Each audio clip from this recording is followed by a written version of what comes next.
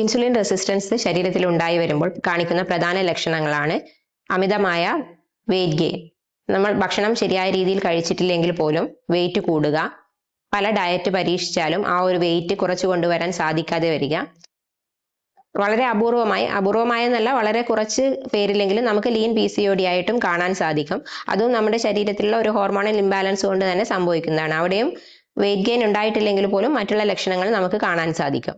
ഇതുകൂടാതെ അമിതമായ രോമവളർച്ച, ഒരു മെയിൽ പാറ്റേണിലുള്ള രോമവളർച്ച കാണാൻ സാധിക്കും. നമ്മൾ കീഴ്ത്താടിയിലും മേൽചുണ്ടിലും ഒക്കെ ആയിട്ട് ഒരു മെയിൽ പാറ്റേണിലുള്ള ഹെയർ ഗ്രോത്ത് ഉണ്ടാവുക, നോർമലി ഉള്ള ഹെയറിന് തിന്നനിങ് സംഭവിക്കുക, അത് ഒരു മെയിൽ ഹോർമോണിന്റെ അധികരിക്കുന്ന ഇതുകൊണ്ട് തന്നെ വരുന്നതാണ്.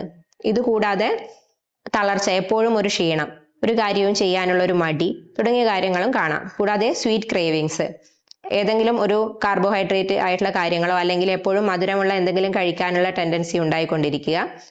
ഇതുകൂടാതെ ഫാറ്റ് ഡെപ്പോസിറ്റ്, വയറിലോ അതുപോലെ മറ്റു ഭാഗങ്ങളിലോ ഫാറ്റ് ഡെപ്പോസിറ്റ്, ഇത് ചിലപ്പോൾ ലിവറിലേക്കും വരാം, അത് ഫാറ്റി ലിവറിലേക്കും, ഇത്തരത്തിൽ പലതരത്തിലുള്ള മെറ്റബോളിക് സിൻഡ്രോംസിലേക്കും ഈ ഒരു ഹോർമോൺ ഇംബാലൻസ് നമ്മളെ നയിച്ചേക്കാം.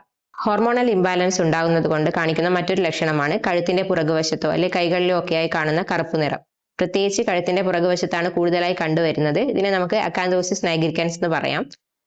അതുപോലെ തന്നെ അമിതമായ മുഖക്കുരു ഉണ്ടാവുക, ഒരു ഓയിലി സ്കിന്നിലേക്ക് നമ്മുടെ സ്കിന്ന് മാറുകയും എത്ര ചികിത്സിച്ചാലും മാറാത്ത മുഖക്കുരു, ഇത്തരം ലക്ഷണങ്ങൾ നമുക്ക് PCOD കാണാൻ സാധിക്കുന്നുണ്ട്.